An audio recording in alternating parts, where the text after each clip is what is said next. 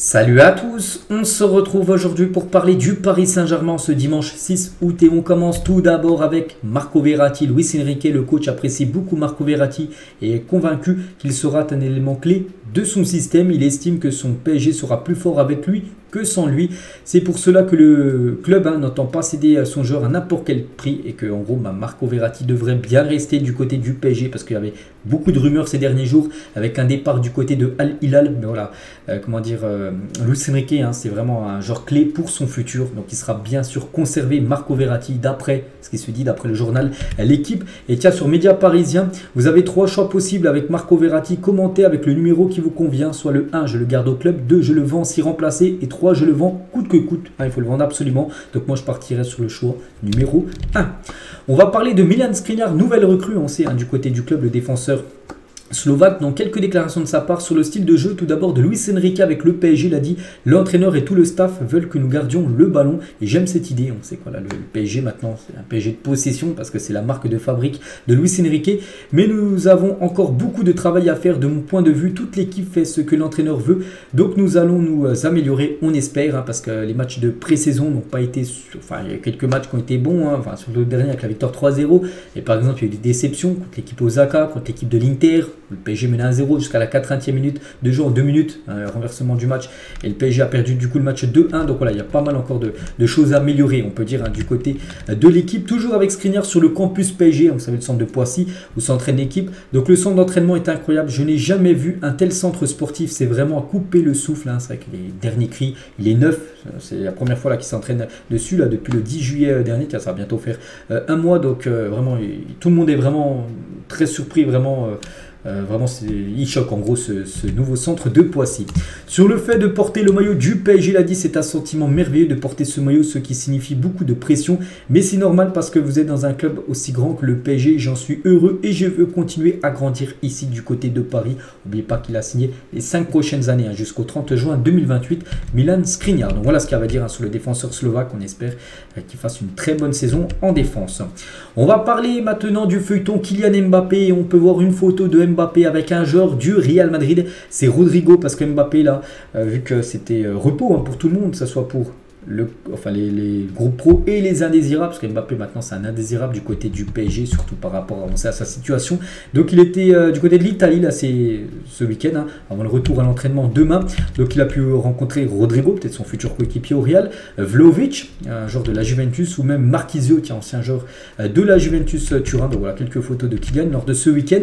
Et dans un futur proche, peut-être une lueur d'espoir, peut-être enfin une bonne nouvelle pour le PSG. Parce que le Real Madrid pourrait passer à l'action et s'offrir Kylian Mbappé. On sait que le PSG cherche à le vendre, bien sûr, Kylian Mbappé, ça on le sait depuis quasiment 2 mois. Le club espagnol envisage de faire une offre après le 15 août, on est le 6 août, donc d'ici une dizaine de jours.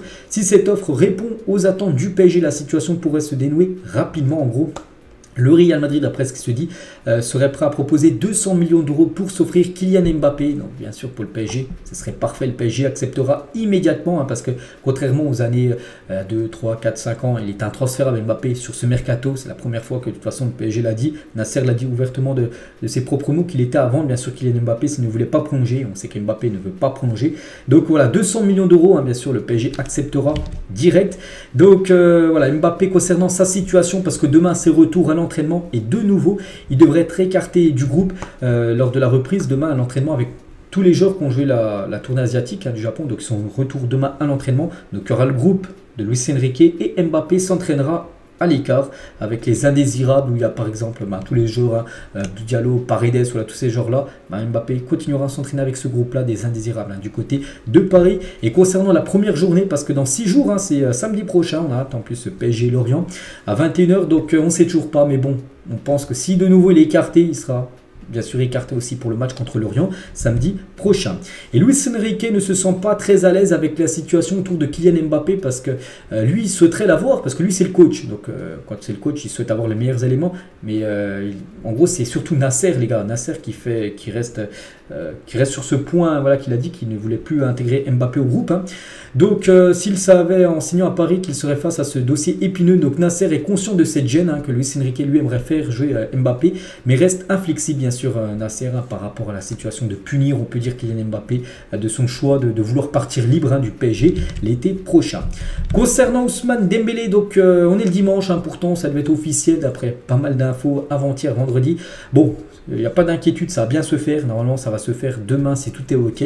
Le Barça a pris du temps à envoyer les documents nécessaires, ce qui entraîne un retard dans la visite médicale de l'international français. Cependant, il y rejoindra bien le PSG. Il n'y a pas de souci à se faire. Si bien sûr tout est OK lors de la visite médicale, on l'espère. Oui, il signera un contrat de 5 ans du côté du PSG, et l'objectif est que Dembélé signe au PSG ce lundi, donc demain. Donc normalement le programme demain, c'est qu'il devrait passer sa visite médicale demain matin du côté du centre de soins, on peut dire, du PSG, si tout est OK. Ce qu'on espère, c'est que dans l'après-midi, lors de l'entraînement, parce que demain c'est le retour de l'entraînement, demain après-midi, qu'il soit présent pour l'entraînement demain après-midi, Ousmane Dembélé. Concernant Randal Kolo Muani, donc Santi GFM, un journaliste de Foot Mercato, il dit le point par rapport aux joueurs. Donc il n'y a pas encore d'accord entre Kolo Muani et le PSG, même si les discussions ont été entamées. Il y a des discussions mais pas d'accord pour l'instant entre les deux parties. En revanche, la confirmation Kolo Muani est bien la priorité des dirigeants parisiens pour la saison prochaine au poste d'attaquant. Donc voilà, Francfort demande 100 millions d'euros. Bon, moi je trouve que c'est beaucoup trop cher. Voilà, 100 millions d'euros, j'espère pas que le PSG mettra autant d'argent. Kolo Muani à Paris, oui, mais à quel prix? Je pense soit entre 60 70, allez, 70 millions d'euros avec bonus inclus, sinon 60 fixes et on va dire 10 millions de bonus. Je pense que c'est son prix. Moi, ce serait le prix que je mettrais, voilà, pour... que je mettrais, j'ai pas l'argent bien sûr, mais que le PSG devrait mettre pour Kolo Muani 100 millions d'euros. Après, Francfort, bien sûr, on comprend qu'ils veulent en tirer le maximum d'argent, surtout qu'il est arrivé quand même libre. Donc on verra, on saura beaucoup plus là au fil des jours. Concernant Bernardo Silva, donc là, c'est Fabrizio Romano qui le dit de ses propres mots lors d'une interview. La position de City est claire, Bernardo Silva n'est pas à vendre et ne veut pas négocier. City a envoyé un message officiel au PSG ainsi qu'au Barça qui sont intéressés, leur disant qu'ils n'ont pas l'intention de négocier pour Bernardo Silva. Donc en gros on peut clôturer le dossier Silva parce que City souhaite le conserver. Il n'ira même pas au Barça aussi où il était pressenti. Donc voilà, du côté du PSG, c'est peut-être pour ça que des autres rumeurs sont arrivées, comme Dembélé qui va arriver, ou peut-être comme Bradley Barcola aussi qui pourrait débarquer, parce qu'on va parler de ce joueur. Donc l'OM ferme la porte à un départ de Bradley Barcola, mais le PSG n'abandonne pas parce qu'il reste encore une vingtaine de jours de mercato, tout peut arriver. Donc l'état des finances lyonnaises pourrait pousser le club à accepter une vente d'ici la fin du mercato. Le français fait l'unanimité en interne, c'est-à-dire en gros que le PSG, voilà, tout le monde serait OK pour l'avoir du côté de Paris. Après, le PSG avait déjà fait une offre officielle de 30 millions d'euros qui a été refusée par l'équipe de Lyon. J'avais pu voir que Lyon avait augmenté son prêt à 50 millions d'euros. Donc on verra, ça qui reste encore, comme j'ai dit, 25 jours de mercato, tout peut arriver. André Curie, l'ancien agent de Neymar, s'est exprimé sur son ancien client. Parce que là, il y a des rumeurs concernant Neymar, qui en gros du côté du Barça. Je ne sais pas ce qu'on a pu voir. André Curie, il a dit, Neymar gagne beaucoup d'argent, je ne sais pas s'il y aura un club qui pourra le payer pour partir. Il doit baisser son salaire. Aujourd'hui, je ne vois personne qui puisse lui payer ce qu'il gagne, seulement les clubs d'Arabie Saoudite. Aujourd'hui, l'option Barcelone est irréalisable parce qu'ils n'ont pas les moyens de le payer. Donc voilà ce qu'a pu dire André Curie, l'ancien agent tout simplement du joueur Neymar. Et en parlant de Neymar, tiens, la dernière story, vu que lui aussi il est en repos, comme tous les joueurs, il reprendra l'entraînement demain, Neymar. Donc il était en vacances à Ibiza, voilà, Neymar, en vacances, en quelques jours de repos, puis on peut le voir, là, peut-être en train de réfléchir bien sûr, pour la saison prochaine, le joueur brésilien. Et toujours avec Neymar, donc il a un idole, c'est Hugo Ekitike, son coéquipier, a une déco bien particulière chez lui, parce que Hugo Ekitike a fait cette photo sur ses réseaux sociaux, puis on peut voir derrière sur son mur, un maillot Neymar encadré de Neymar Junior 10 chez Hugo Ekitike.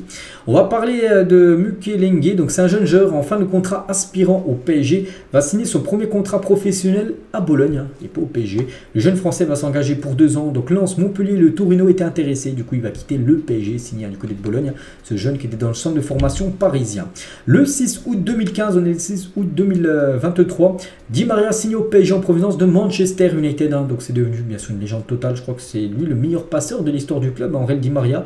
Donc voilà, c'était un 6 août qu'on apprenait officiellement l'arrivée du joueur argentin. Il y a un autre joueur argentin également, et également le 6 août, c'était en 2011, c'est Pastore qui signait au PSG en provenance de Palerme FC. C'est vrai qu'à l'époque aussi, personne, le PSG, beaucoup qui se demandaient pourquoi le PSG misait sur un joueur de Palerme qui jouait en plus qu'en série B.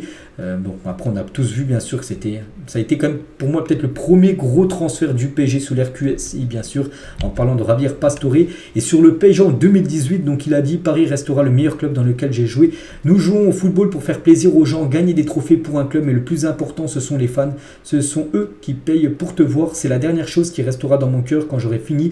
Les trophées, vous pouvez les mettre quelque part, mais l'amour des supporters, ça n'a pas d'égal. Elle est toujours amoureux, bien sûr, du PSG, bien sûr, Javier Pastore, qui vient de temps en temps, hein, je me souviens, il y a quelques temps, il avait fait un coup d'envoi fictif lors d'une rencontre de Ligue 1. Les clubs français avec le plus grand palmarès depuis le rachat du PSG en 2011. Bon, ouais, on peut voir que le PSG a écrasé la concurrence. Donc depuis 2011, depuis que le PSG s'est fait racheter, le PSG a raflé 30 trophées sur le territoire français. Et ils ont laissé quelques miettes à tous les autres clubs qui ont pu remporter soit un, voire deux trophées, hein, seulement pour Lille et Lyon. Donc voilà, domination totale de Paris depuis, ça fait maintenant 12 ans. Et on finit les gars cet épisode aujourd'hui avec la Ligue des Champions. Quelque chose de très spécial bien sûr pour Paris. N'oubliez pas que le tirage au sort des phases de poule, c'est le 31 août. Et on connaît déjà les potentiel adversaire que pour avoir le PSG, parce que le chapeau 1 bien sûr il y a le PSG, donc ils affronteront une équipe du chapeau 2, du chapeau 3 et une équipe du chapeau 4 où il reste encore des équipes à être mises, hein, vu qu'il y a les barrages qui vont se jouer là dans quelques jours. Donc chapeau, vraiment le meilleur tirage pour le PSG. Bon ben, voilà, ça reste sur le papier, hein. Dans le chapeau 2 peut-être il faudrait tirer peut-être Leipzig, je mettrais Leipzig. Bon, le pire tirage resterait peut-être le Real Madrid, je pense. Voilà. Dans le chapeau 3, donc l'équipe le mieux à tirer, peut-être, je sais pas, le Shakhtar à tirer, peut-être éviter l'AC Milan. Puis le chapeau 4, bon là c'est Newcastle, il faudrait peut-être les éviter. Donc voilà, on verra de toute façon, c'est le 31 août prochain. Le tirage au sort bien sûr de la LDC. Donc voilà ce qu'il y a à dire aujourd'hui. J'espère que ça vous a plu. On se retrouve demain. Et demain on rentrera dans une semaine où ça sera la première journée de Ligue 1, bien sûr, vu que ça sera samedi prochain. Le match, allez, moi je vous souhaite une bonne journée, bon dimanche et à demain.